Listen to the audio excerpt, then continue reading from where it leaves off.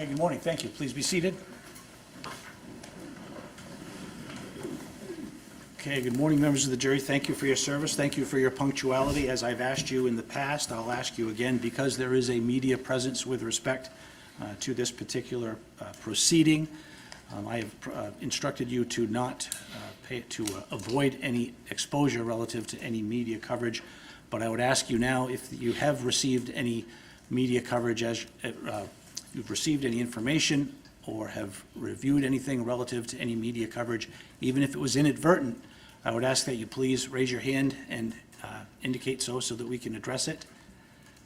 Okay, let the record reflect that none of the jurors have raised their hands. Thank you very much for adhering to my instructions, following my instructions. And with that, we'll proceed. Attorney Kettles? And Mr. Dern, you're still under oath, sir. Yes. Dustin, where we left off yesterday, you had just returned from the library and eaten lunch. Can you tell me what happened after lunch? So this was at the house. Caitlin, Elowen, and Valen were all playing in the girls' room. And at that point, I'm just kind of working on things, like kind of getting stuff set up for the weekend and the following week. And then every so often, I would go to the room just to ask, hey, what's going on? Is Brenda picking you up here? Are we meeting her somewhere? Just what's the plan? What is going on? What did Caitlin say in response? She was not responding. She was completely ignoring me, just kept playing with the girls. So about like every 15, maybe it was a half an hour, maybe every 15 minutes, a half an hour, I would come back and ask again, hey, what's going on? What is the plan? And she just kept ignoring me. What did you think when she kept ignoring you? So I don't know what's going on. So with backing up to what was happening prior to, again, she was saying that she didn't want to stay at the house, which is fine. But then all of a sudden Brenda isn't coming with us to the restaurant. She's not staying there. She wanted to come back to the house all of a sudden. I'm confused about what is going on. There's a lot going through my head.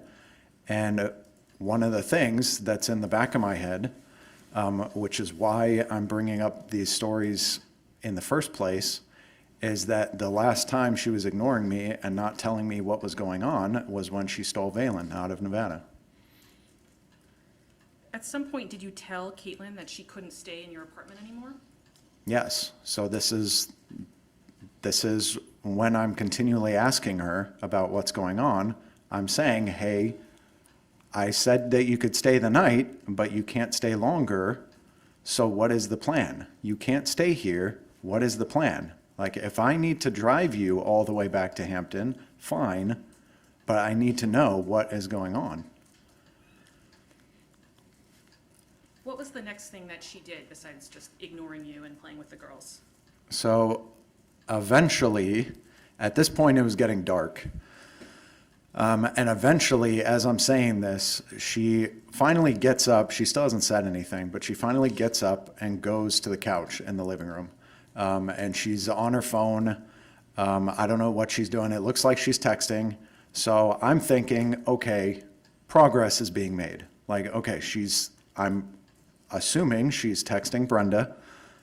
Okay, she's figuring something out. Good, we're making progress here. Did you ask her again what the plan was? So after, again, I don't know how long this would have been, maybe 10 or 15 minutes. But again, she wasn't saying anything. So I'm asking again, are you talking with Brenda? Like, what's going on? What's the plan? And she's still not saying anything.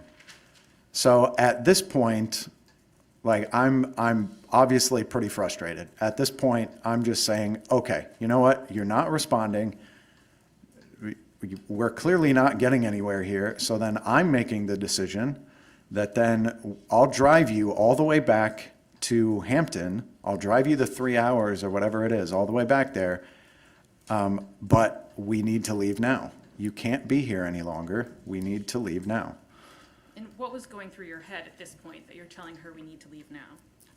So again, I don't know what's going on. And again, in the back of my head, I'm thinking, oh, the last time that she wasn't communicating with me was in Nevada with Valen. And I don't know who she's texting. She's sitting on her phone. I don't know who she's texting. If, like, did people come to New Hampshire with her? I don't know. Was she texting other people to, like, come to the house, and that's why she didn't want to leave? Like, I didn't know what was going on. I wanted her out of the house. I did not know the situation. I did not know what was going on, but something was happening. Something was seriously wrong. I wanted to get out of the house. And what did you do next? So at this point, this is when I get Valen and I start putting her in the car seat. And so I'm putting her in the car seat in front of the kitchen, sort of at the doorway in front of the kitchen, also in front of the doorway to the bathroom, and it's in the hallway that leads outside to the garage. So I'm putting her in the car seat. At this point, Elowen she's still kind of playing in the room and going back and forth and seeing what we're doing. So at this point, she's out like, okay, we're going somewhere. So she comes out and she's standing behind me in the kitchen. And this is when Caitlin gets up from the couch, grabs Elowen, and then takes her back to the couch. When she takes her back to the couch, how are the two of them seated? So, yeah, after I finish buckling in Valen, then I go into the living room and I see, so Elowen's sort of straddling Caitlin's right leg.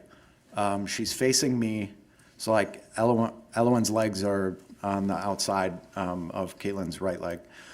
And then she's facing out towards me. And at this point, just one arm, Caitlin has one arm around Elowen, like around her chest. And what did you do when you saw Caitlin holding Elowen from behind? So I just started saying, hey, what are you doing? We need to go. And at this point, this is really to where this the first time she said anything in which she just said, no, I'm not leaving. What did you do when she said, no, I'm not leaving? So again, I start saying, no, we need to leave. We need to go. And at this point, I go up and I try to grab Elowen. And what ends up happening is she pulls back on Elowen and sort of yanks her out of my reach, like away from me. So she yanks her back and I immediately step back going, whoa, whoa, whoa, what is going on? What are you doing? Let Elowen go. And so Caitlin yanks Elowen back. How is she holding Elowen at this point? So at this point, just again this was with, I guess probably one arm at this point, but holding her across the chest and then like yanking her backwards. And you said you let go. Why did you let go? Because I couldn't hurt Elowen. I didn't want her to be hurt. And what did you do next after you let go? So I'm really trying to ask, like, what is going on now? Like something is seriously wrong. What is going on? And this is where she first starts really talking, and where now she's making these demands for just a substantial amount of money that there's no way that I could pay her. And I'm telling her this, like, I can't get you this kind of money. Like, I don't have this kind of money. I'm paying you what I can. I'm sending you what I can. I can't pay this. And then at this point, this is where she's saying, or now threatening, that then, oh, if I can't pay her, then she's going to say that I kidnapped Elowen from Minnesota without her permission, and that she was going to call the cops and have me arrested, and that then I would never see the kids again. And just to be clear, had you kidnapped Elowen from Minnesota without Caitlin's permission? No. And what are you thinking at this point that you're hearing these threats? So at this point, I think the best way to describe this, I think, is in like a Marine Corps color code system. So it's like a situational awareness, like an internal radar system, but to where just naturally, just a normal person would just be in white. Like their radar is off. They're not, like you're walking into a restaurant and you're not concerned with, like you're not thinking about threats. You're thinking about like what's there to eat. But I think combat vets, probably police officers, I think can say the same thing, that they're probably going into a restaurant and they're just kind of aware of maybe suspicious people or suspicious things that are around, or they want to sit in a corner booth or with their backs against the wall so that they can visually see things. So that's just a natural yellow, like your radar's on a natural yellow. And what is your radar on most of the time? Yellow.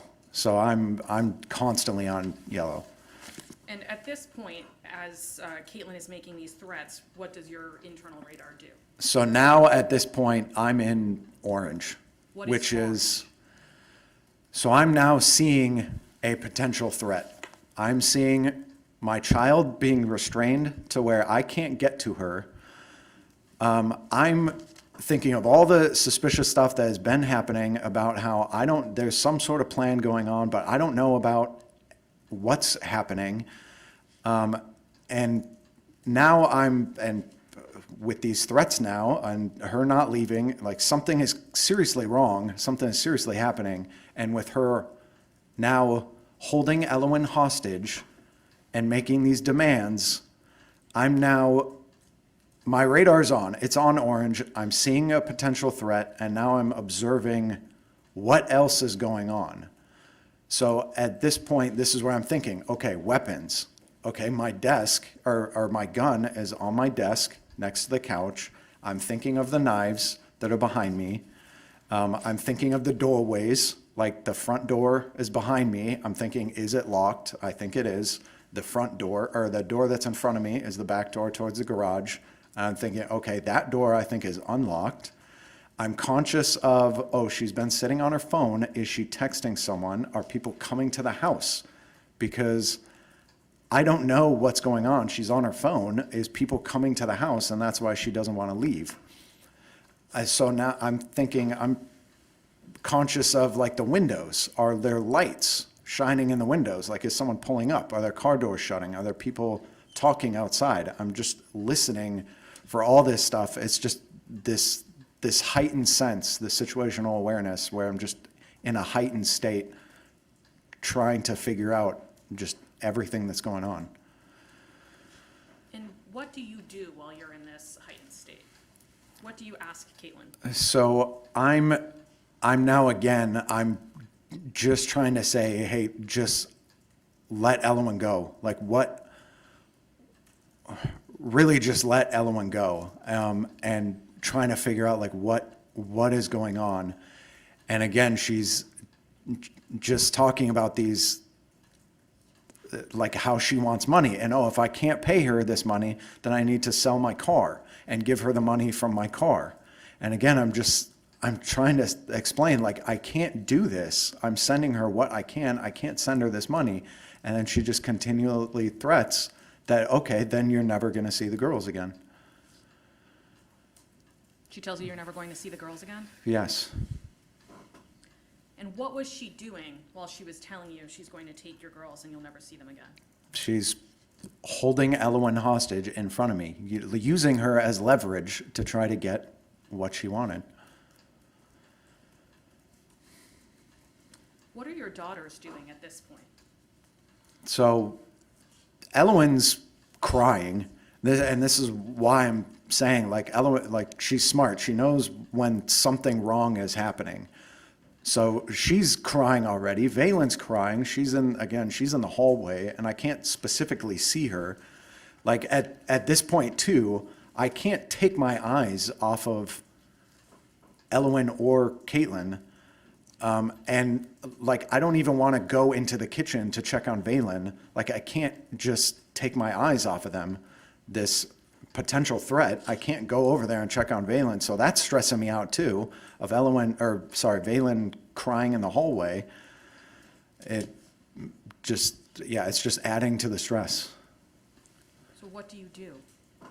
So at this point, I'm saying again, just let Elwyn go. And I try to grab Elwyn again. And at this point, again, now I'm trying harder to get her. So now Caitlin is trying harder to keep her away from me. So again, she's pulling Elwyn in tight and yanking her away from me. And so again, I back up because I don't want Elwyn to get hurt in this situation. And what do you do after the second time you try unsuccessfully to get Elwyn out of this situation? So at this point, and this is when I'm talking about the point that I'm yelling. At this point, I am yelling. I'm yelling like, what the hell do you want? I'm just screaming like, what the hell do you want? What is going on? Like, let Elwyn go. And she's refusing to do it. She's just saying no, like, I need to pay her.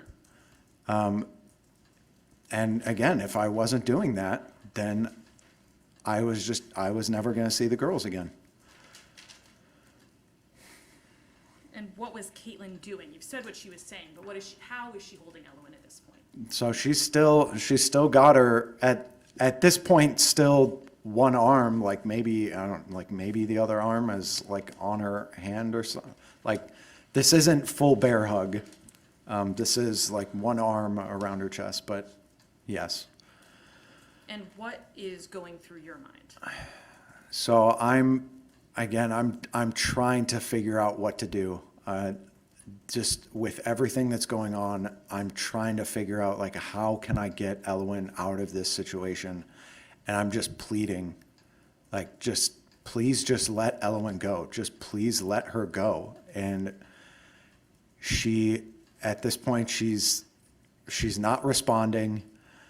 And to her phone, I'm noticing to her phone, because her phone was sitting down on the couch at this point, but it was on the couch and it was flashing, like white flashes, like she's getting texts or something like that. So again, I'm like, I don't know what's going on. All I'm thinking of is I need to get Elwyn out of this situation, just getting out of here. And you had said earlier that what was going through your mind was that Caitlin had kidnapped Valen before. Yes. Overall, What's different this time? I mean, the big difference is because she's literally holding Elwyn hostage in front of me. She's using her as leverage to try and get what she wants. And what are you saying at this point? Again, I'm just pleading for her to just let Elwyn go. And yeah, she's just not, at this point, she's just not responding to me anymore. What do you do next? So this is when I try to make this final attempt to get Elwyn. So my thought is, okay, I'll try to grab like Caitlin's wrist that's across Elwyn. I'll try to grab her wrist. I'll try to get behind Elwyn's back to pull her away, to like simultaneously pull her arm and pull her away. So when I attempt this, when I try to do this, then that's when Caitlin goes full bear hug. She's then squeezing Elwyn harder. She's yanking her away, like twisting her body and yanking her away from me. And two, she's putting her right foot up on the table. So her knee is up, and so Elwyn, being straddled on her leg, she puts her knee up, braces it on the table, and is also using her leg to pull Elwyn back away from me. And just the big thing that happened here is Elowen screaming, Elowen yelling. And that was the point to where, again, I let go after Elowen's scream. And I'm locking eyes with Elowen, and she's crying. She just let out this scream. And this is where, when I'm talking about the line was crossed, this is what I'm talking about. I'm talking about Elowen now physically being hurt in front of me. And that was the line. And what's going through your mind at this point when you've locked eyes with Elowen and you can see that she's been hurt? So then this is probably the best way to describe this, again, is through this system, this color system, to where now I'm going from orange to red, to where I see an immediate danger. I'm seeing an immediate threat to Elowen, and I have to take action immediately to save Elowen. And that's really what's going through my head. The single thing of, I have to get Elowen out of this situation immediately. What do you do? So this is where I'm talking about, to where I say it's like, it was like muscle memory. It was like training coming out, to where I didn't have to think about what was happening. It was like I was trained for this, and this is what I'm supposed to do. But I take then, and this is also, again, this is, like I said, it was really, really fast. The entire thing probably took like 3 to 5 seconds max.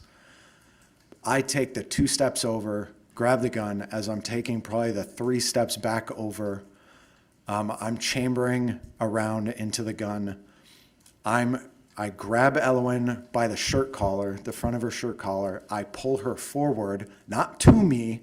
I pull her forward to get some sort of distance between her and Caitlin, pull her forward, and then fire.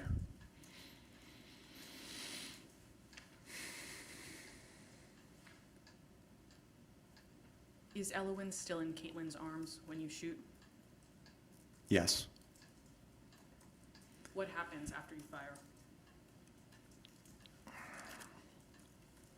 So immediately after I shoot, so I'm holding Elowen by the collar. She's, again, Caitlin is still bear hugging Elowen at this point, but the moment I shoot, that's when Caitlin releases. I pull Elowen fully into me, and I immediately run out the door and run to my car.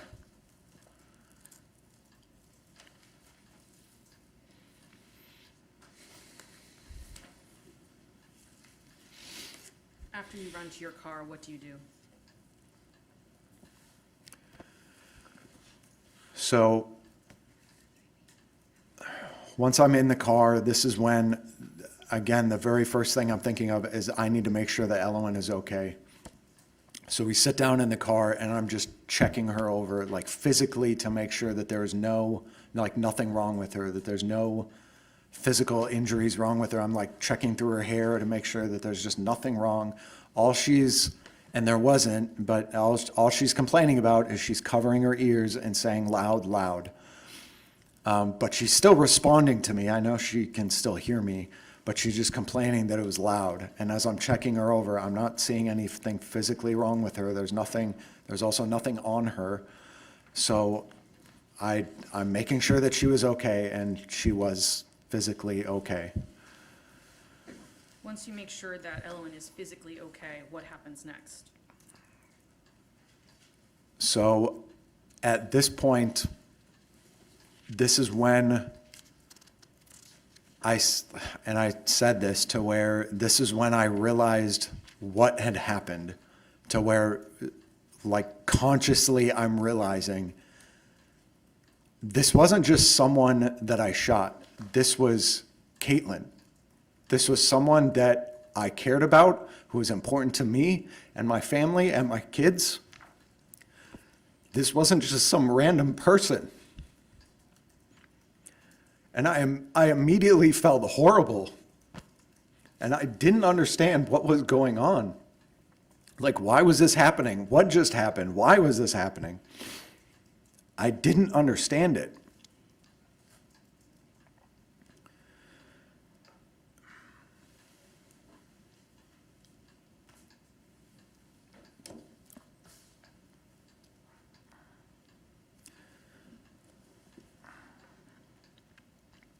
So at this point, I'm just trying to figure out what am I supposed to do? I didn't know what I was supposed to do at this point. I'm not thinking I'm not thinking, oh, I'm justified actually because of XYZ. I'm thinking, no, I just shot someone that is not just a random person. This was Caitlin. I didn't know. I'm trying to figure out what to do. And this is again to when just sort of basic instinct is coming out to where I'm thinking, well, I need to make sure that my kids are okay. So I'm thinking, okay, Elowen is physically okay, but I need to make sure that she's mentally okay too.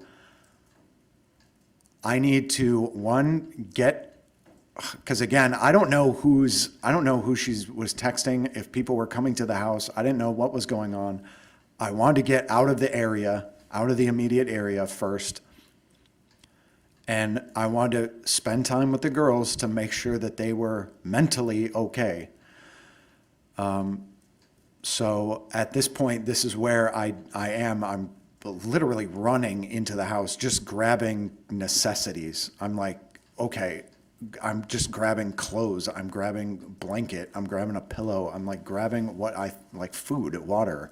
I'm just grabbing necessities to just bring back to the car. This all probably took maybe 5 minutes total as I'm just running in the house and just grabbing things. I know, I grabbed my computer and my hard drive. I guess it was because, okay, my computer is my life outside of my kids. Like, this is where I do all my work. Like, my hard drive, literally the only thing that's on my hard drive is all backups of my work. So I guess I'm just thinking like, oh, well, this is a necessity. I just have to grab it. So I just grab it. And as I put all this stuff in the car, then immediately take off after that probably took like 5 minutes. Did you turn out the lights and deadbolt the door? I mean, I guess I don't consciously remember doing it, but I guess it makes sense because that's just what I would normally do. Like, hey, I'm leaving the house, I'm turning off the lights, I'm locking the door. I mean, deadbolting the door, I don't even think I had the key to the actual doorknob. I think the only key I had was for the deadbolt. So I guess it was just something natural that I would do as I'm leaving the house, is just turn off the lights and lock the door. And so, have you also put Valen in the car at this point? Yeah, yes, Valen's in the car as well, yes. If it's not obvious, she was the very first thing I went and got from the house, yes. And what did you do next once you had packed up the car? So at this point, I immediately got out of the immediate area. And Elowen and Valen, they both fell asleep pretty much immediately once I started driving. So I just kept going. I just kept driving. Eventually, I got to Concord and to where they're both awake at this point. And I wanted to, again, make sure that they were mentally okay. So I park, I think this was at like a CVS or a Walgreens or something. I park in a parking lot. And I sit down with them, I'm talking with them, I'm just making sure they're okay. I'm not talking about what just happened, I'm just asking if things are okay. And talking to Elowen specifically, I knew Valen was her same old happy self, so I wasn't worried about Valen, and she wasn't even in the room when this was going on. But Elowen, I'm talking to Elowen, and she seemed good. She kept saying, like, I'm okay, Dad, I'm okay. And so at this point, now I'm thinking too, okay, well, I haven't received any texts from anyone. I don't know. Again, I don't know if people were coming to the house. I haven't heard anything. I don't know what's going on. I don't even know if anyone knew that what had happened. So I'm thinking I have to tell somebody. So at this point, I do three things.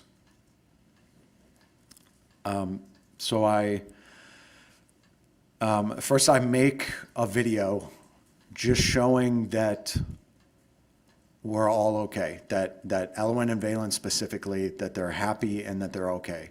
So I just record a video. I'm telling Elowen that I love her, and she's saying, I love you too, Dad, and I'm hugging her. And then Valen, I'm saying I love Valen, and Elowen says, oh, I love you too, Valen, and we're just hugging and just making a recording showing that we're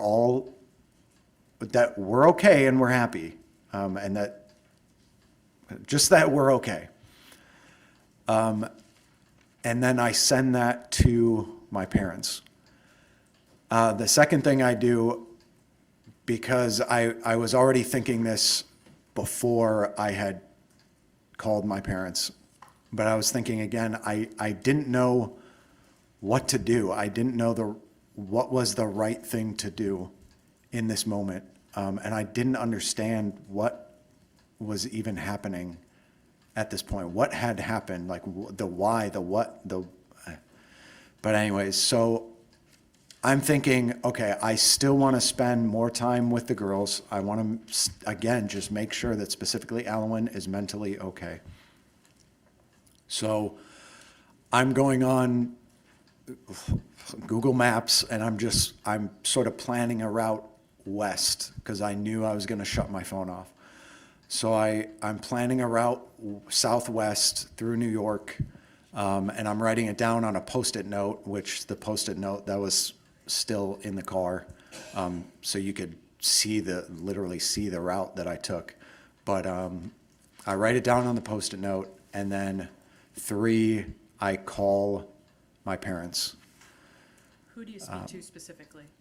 So specifically, I call my mom, and I don't tell her anything specifically what happened. I just tell her that I shot Caitlin, that the girls were okay, that I was gonna go dark for a little bit, as in turn my phone off, specifically because I didn't want anyone to find us at that point.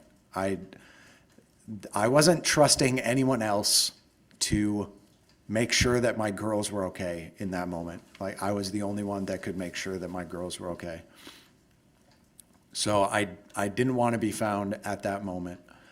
So anyways, I'm telling my mom this, and I'm telling her, hey, you also need to call the cops to make sure that they know what happened.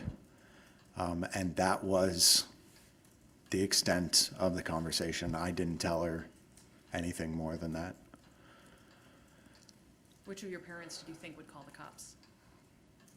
I mean, I guess I would assumed it would be my dad, and especially as a retired deputy. I mean, I assumed he would be the one to do it.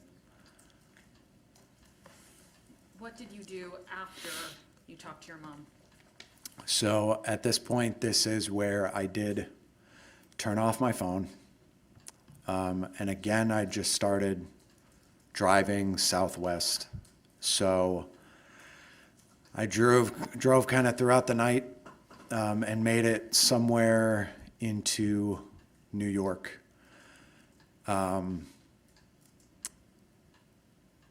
To where it was specifically at a Love's gas station. And again, you could figure out where exactly I was from the Post-it note that I wrote down, like the directions on the Post-it note. You could find this gas station. But anyways, so I stopped there. I parked up. There was a gate or a fence in front of me. Pulled up to that, and that was overlooking the freeway. Just pulled up to that, and then just the girls and I slept in the back seat and just slept for the night. What did you do when you woke up? So we woke up, everyone, again, Elowen seemed good. She just seemed like her happy self. I mean, we go into the gas station. I mean, we're using the restroom there. Where her interactions with Valen were all good, and everything seemed like she was acting normal, completely fine. We have breakfast there. And this is really at the point to where, because one of the things I was thinking of doing was to drive all the way back to Minnesota to get my kids to my parents, because no one knows my kids better than my parents. No one has been more involved with my kids than my parents. So they were my first thought of who could take care of them. So I was thinking of, okay, well, maybe I'll drive all the way back to Minnesota. But again, that seemed like a bad idea because just with the two girls, I mean, specifically with Valen too, being so young, it just didn't seem like a good idea. But to get back to it, Elowen specifically, again, she just seemed fine. She kept saying that, yeah, she's okay. And her interaction specifically with Valen, her interaction specifically with me, she seemed like her same old self. And this is really at the point to where I was thinking, okay, I'm not going to drive all the way back to Minnesota. I should probably turn myself in at some police station. And why I was thinking Concord specifically was because that's where I had originally called, and that was the last place my phone was, or where my phone was on. So that's just why I was thinking Concord. But anyways, so I started driving back. Took the same path back that I had originally driven. And then started thinking that, okay, now I want to get brunch with the girls. And it probably is fair to say that, yeah, I was probably delaying things.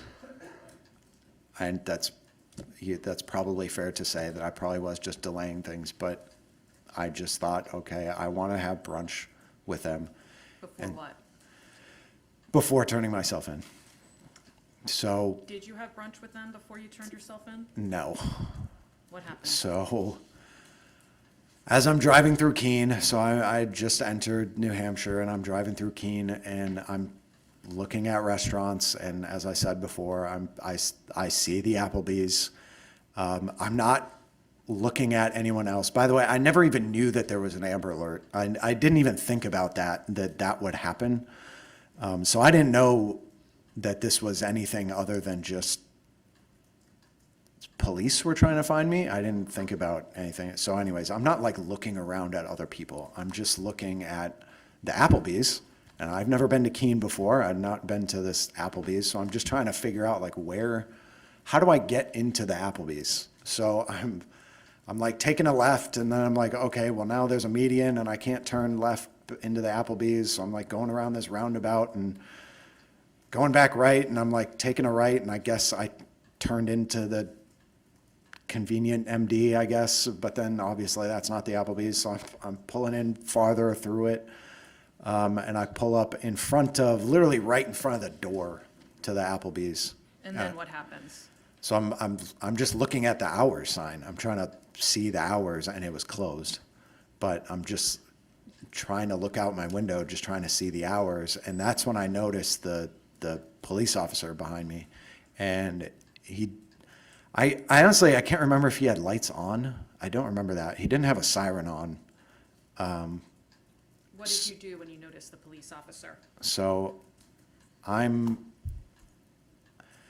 at this point, I'm like, okay, well, now even if he's just pulling me over just for some random thing, they're probably going to look up my plate and then see something like that this call was made or whatever. So at this point, I pull forward into a parking spot, and then I'm leaning back. Elwin and Valen were still asleep at this time. I'm leaning back, and again, I'm thinking like, man, I really just want to hug them. And so I'm leaning back. I'm unbuckling Valen, reaching back, unbuckling her seat, and I'm trying to wake them both up. Like, Elwin, Valen, hey, wake up, wake up. And they're both starting to wake up.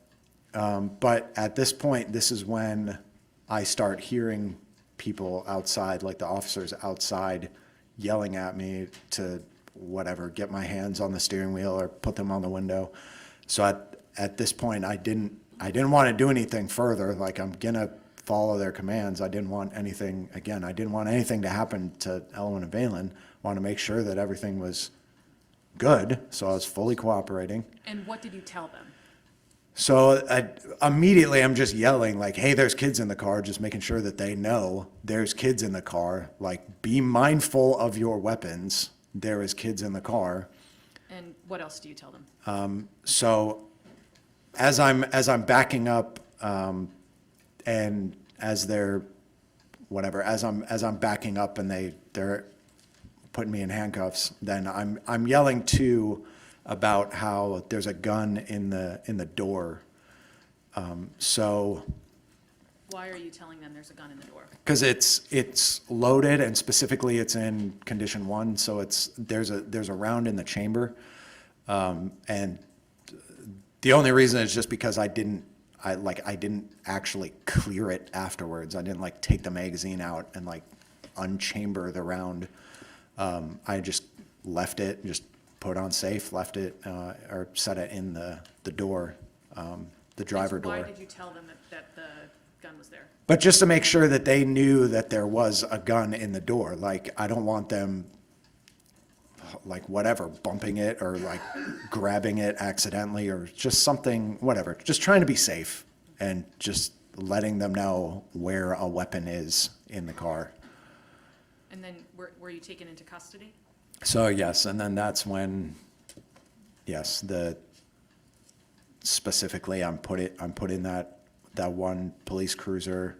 The detective did come up to me prior to, in the doorway, and he didn't really say much. He was just asking if I was okay, and then just if I wanted anything, if I needed food or something. So let's talk about what happened when you were interviewed by the police, or when you spoke to the police. Yes. Why did you decide to give up your right to remain silent and talk to the police? And I felt like that was the right thing to do. I mean, I didn't have anything to hide. I'm still trying to figure it out. I'm like, maybe I can talk this through, and like they'll help me try to figure this out of what just happened. But I'm just trying to do the honorable thing, just trying to do the right thing. How long after the incident did you speak to police? So this was, I don't know how, like 15 hours? Like 15 hours later. So really short time. So, I mean, too, again, I'm clearly in shock too, because I don't know, like, again, I'm still trying to figure out like the what, the why, the how, like, what is going on. But yeah, anyways. And tell us what's going through your head. You know, what's kind of your emotional state while you're being interviewed? So I'm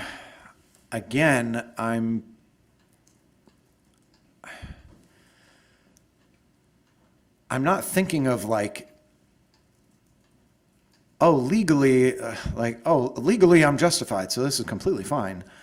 I'm thinking, no, I just killed someone, but not just someone. This wasn't just like a random person that was in the house. This was Caitlin.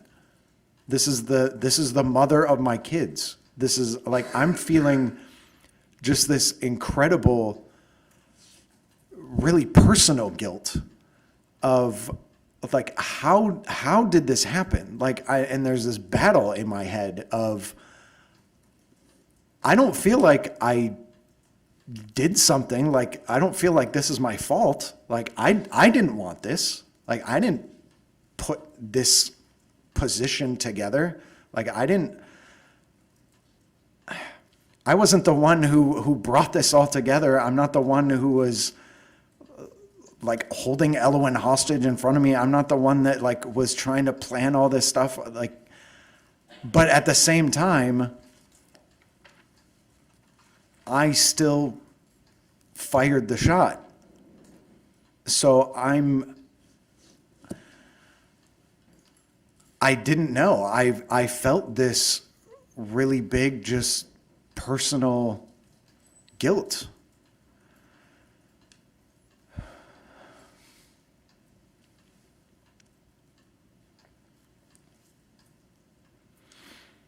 In your police interview, you told police it was definitely very fast and deliberate. And then a moment later, you said it was very, very fast, very deliberate. What did you mean when you said it was fast and deliberate? So again, with the fast, again, this, like I said, the entire process maybe took 3 seconds, like maximum 5 seconds. So again, incredibly fast.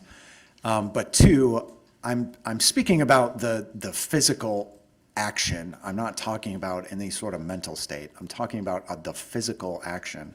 But what I mean is like how meticulous it was, like how perfectly performed it was, to where, and especially with how fast it was, for everything to happen within 3 to 5 seconds, like those 2 steps, grabbing it, chambering it, the 3 steps back at the same time, the grabbing Elwyn, the firing, it was so fast and so meticulously performed.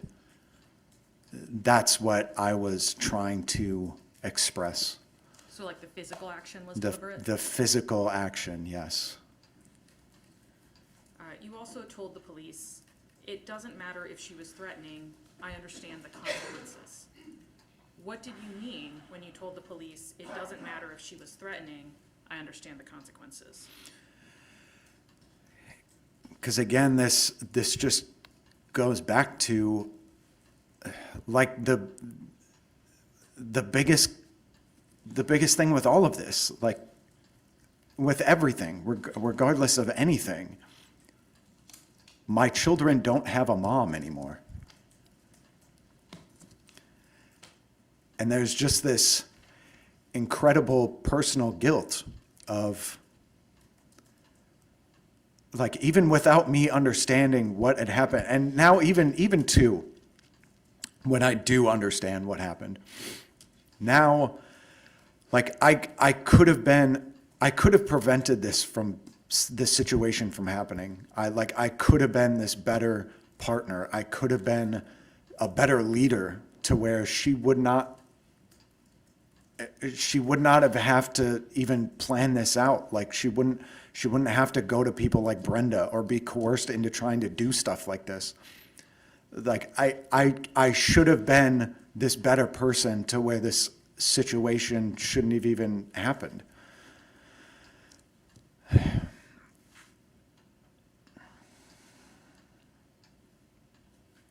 You told the police that you didn't know if you wanted to address whether you regretted shooting Caitlin, and that it felt like a trap question. Why did it feel like a trap question? So either response felt like the wrong response. So if I said yes, that I regretted shooting her, then that would mean that, oh, so previously I did want to, but now I don't. Well, that's incorrect. So that felt like a wrong response. But then if I say no, then that means, then I just don't care that she's dead, which is also a wrong response. So it felt like whatever I said was just not the right answer.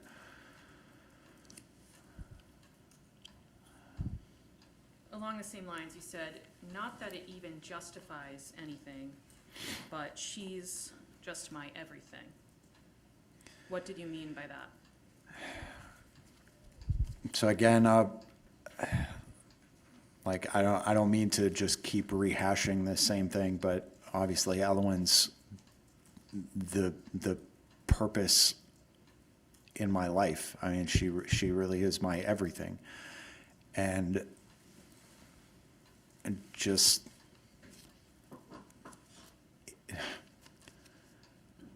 like, trying to understand what had happened,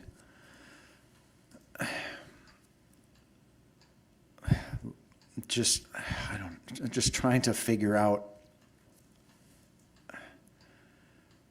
like, did it matter? Like, how much did that matter? Did it matter that she was hurting Elwyn in front of me? Did it matter that she was holding her hostage?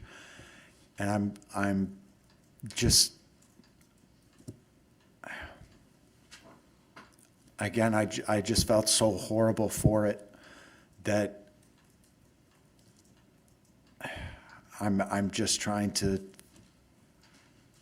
I don't know. I'm trying to do the right thing.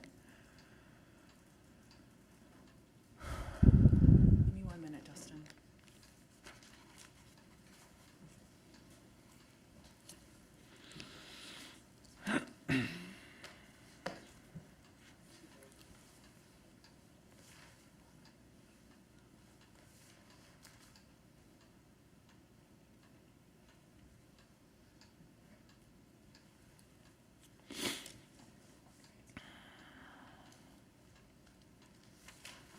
Dustin, at this point, I don't have any more questions for you.